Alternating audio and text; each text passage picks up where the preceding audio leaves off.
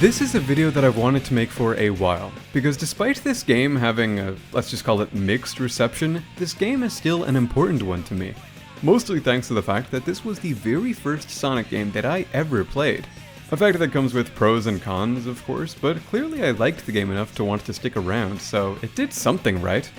But what exactly is that something is a question I found myself wondering lately, which naturally inspired me to finally replay the game after a very long time. And having now done so, I have a lot of thoughts I want to discuss. Because I find this game to be an incredibly interesting one that sticks out among the crowd of other Sonic games, in a lot of good ways, but also in a lot of bad ways. And so, I wanted to talk about why I think that, while also reminiscing on returning to the game that brought me into this franchise in the first place. As I imagine you already know, Sonic and the Secret Rings was inspired by the stories of the Arabian Nights, a collection of Middle Eastern folk tales from various authors, which, fun fact, have gone through tons of revisions and translations to the point where some of the most popular tales from it, being the stories of Aladdin and Sinbad, weren't actually in the original Arabic version, and were added at a later point by a French translator. And, in the true spirit of that, Sonic Team made some of their own additions to the Arabian Nights as well, like dinosaurs, and dead dinosaurs, and massive flying manta rays with buildings on their backs.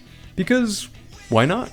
Like, this game has Sonic literally fly into the pages of the Arabian Nights, and yet it's still a very loose adaptation of those stories, with the game happily deviating from the source material at any given point. Which, to be clear, I don't think is a bad thing at all, I just thought I should mention it since I found it interesting. Regardless, I hope we can all agree that in terms of setting and presentation, this game is kind of fire. Every world is distinct and cool to look at, and the music that accompanies them is also amazing. In fact, if all you came for is vibes, then this game delivers on a lot of fronts. The only real problem, or at least the main one standing in your way, is that this is sadly a video game that you have to physically play. Or at least, that's what most people online seem to say, though speaking for myself, I didn't find the controls to be that bad. Even if, yes, they obviously leave room to be desired. See, Sonic and the Secret Rings is an autorunner, meaning Sonic will continue to run forward even when you're not touching the controller. Not to mention that the controller in question is a Wii remote, but sideways. And in order to turn Sonic, you have to physically tilt the Wii remote from side to side. As you might imagine, this makes things feel a bit clunky, although I will say that so long as Sonic keeps moving forward, I find the controls to be fine. Like, yeah, it isn't ideal, but the game is built around this control scheme with its level design, so for the most part I found the controls to be much less of an annoyance than I anticipated. The main problem I have with them are in any moment where Sonic needs to move backwards, because while possible, it feels pretty terrible. You have to tilt the Wii Remote towards you in order to do this, but not just a small amount, no, you have to practically turn it upside down in order to move backwards. Which by itself is already annoying, but it's made worse because of the claustrophobic camera angle that refuses to help you in your mission to backtrack. But still, even if these moments were somehow removed and you never needed to move backwards again, the controls could obviously use some improvements regardless. Like, look at how slow Sonic's acceleration is. I find this almost painful to watch. Even when he is at top speed, he feels a bit slow, right? Almost like he should be moving even just a bit faster, but he isn't. And in most games, you'd have to just accept that this is how the controls are, but weirdly, in this game, Sonic Team opted to let you change Sonic's movement and moveset through a level-up system that grants you access to perks that you can then equip. A lot of which improved the gameplay experience, since a fair amount of these perks simply make Sonic either faster or more responsive to control. Which sounds like this perk system should be a good thing, but I don't know how to feel about better controls being locked behind a customizable perk loadout.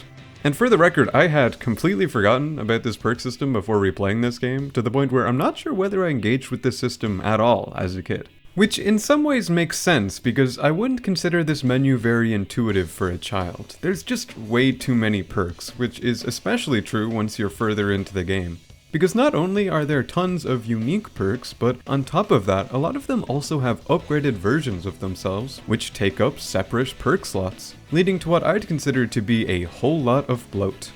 It doesn't help that a lot of these upgrades get a bit out of control once you start getting the supposed best versions of them. Like, I'm all for going fast, but this is borderline uncontrollable.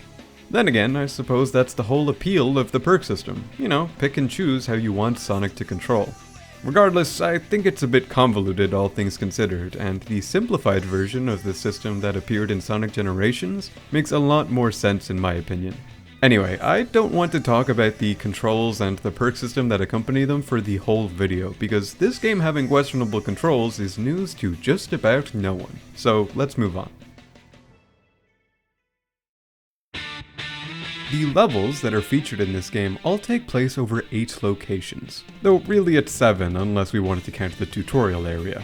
Regardless, each zone has a sizable number of levels to play through, and the first of which for each zone is always a fully fleshed out and legitimately good Sonic level. Take that with a grain of salt, of course, because this is still Sonic and the Secret Rings, but as I mentioned earlier, these stages take into account the controls that accompany them and do their best to work within those confines. The result of this is stages that feel a bit like a roller coaster, and I don't mean that in a bad way, I mean it quite literally. They just feel like roller coasters. Maybe I feel that way because when I think about the main appeal of these stages, it's their visuals and set pieces that come to mind. Visually, each area stands out from one another while also looking fantastic for an early Wii game. Like, it's no Sonic Colors, don't get me wrong, but this has still got to be one of the better looking Wii games, at least in my opinion. And then there's the set pieces of each stage, which genuinely help a ton in giving each location their own identity through memorable moments. Like in Pirate Storm, where Sonic jumps into and then gets shot out of a cannon before riding the cannonball in the air because why the f not? Or how about in Night Palace, where you're playing through the stage, minding your own business before you suddenly get teleported to what appears to be some alternate dimension where you run on a glass-like structure suspended in space. There are moments like this everywhere you look in this game, and I genuinely love their inclusion, because quite frankly, they're just cool. Even the simple ones, like when Sonic reaches a dead end in Sand Oasis, so he casually runs up the wall and then continues running on the other side. Like, that's not an extravagant set piece by any stretch of the imagination, and yet I remember finding it the coolest thing in the world as a kid. Like, I'll be honest, I may remember liking all of these stages growing up, but I don't think I ever liked them for their gameplay. It was really just the experience of going through them and seeing what they had to offer that I got the majority of my enjoyment from.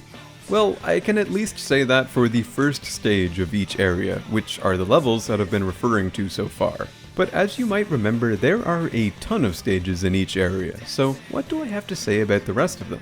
Well, for the most part, these extra levels are what I'd describe as filler levels that were seemingly included to help pad out the game.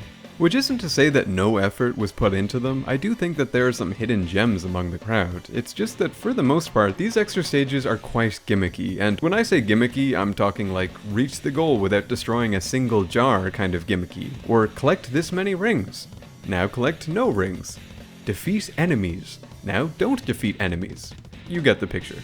I would have obviously preferred if there were more proper, original stages to play through, but I will say there are some cases where the side levels directly correlate with the story, and so have an actual explanation for being mandatory, like the boss fights you need to complete in order to get the story-important world rings, or that one level in Evil Foundry where Sonic notices a bomb, and so now you have to run through the level backwards with a timer harassing you along the way. Or how about in Levitated Ruins with that one mission where you need to free Sinbad by destroying the 4 locks on his cage.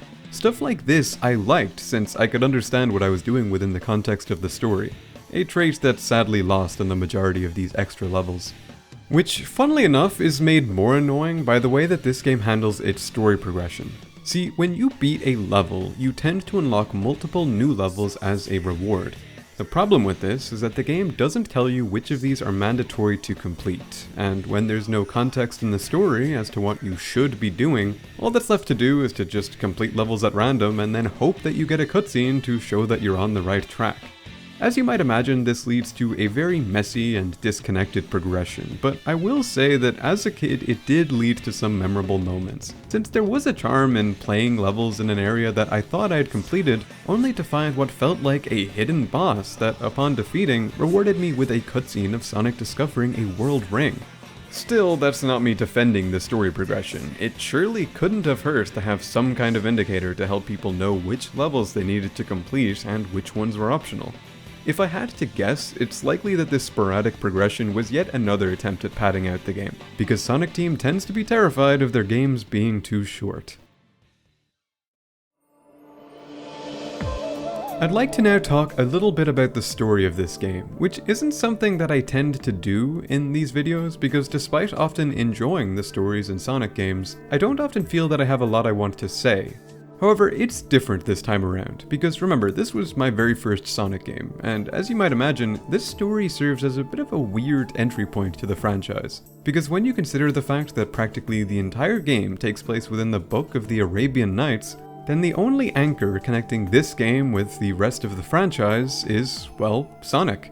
Like yeah, Tails, Knuckles, and Eggman kind of exist in the story, but only visually, as they each play characters who have no recollection of their regular Sonic-y counterpart. The point I'm making is that this game is, and was, a one-off in terms of setting, and going into it I had zero frame of reference as to who Sonic was, what he's done, or what kind of world he normally lives in. And yet despite all of this, Sonic just being Sonic was enough for me to become a longtime fan. Well. Guess it's time for a little action.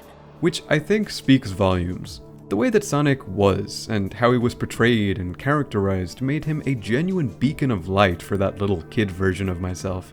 He was, simply put, the coolest character I had ever seen, and having now re-experienced the story of this game after a very long time, I can only describe the experience as like seeing an old friend for the first time in forever, but in only the most positive of ways. And whatever about gameplay this, controls that, I've come to realize that it was always this, the story, and Sonic as a character that made this game so special to me growing up. So to whoever who tries to push the narrative that stories in Sonic don't matter, well, maybe they don't to you, but at the same time, maybe there's a kid out there who thinks that they do. For some closing thoughts, I feel as if overall, this video has been very back and forth, and you've probably noticed the same thing.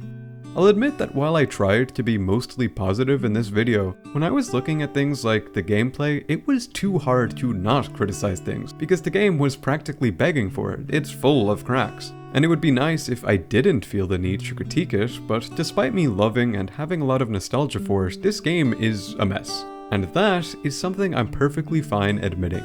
Because saying that doesn't make me like the game any less, since at the end of the day, it's the exact same game that I played and loved as a kid.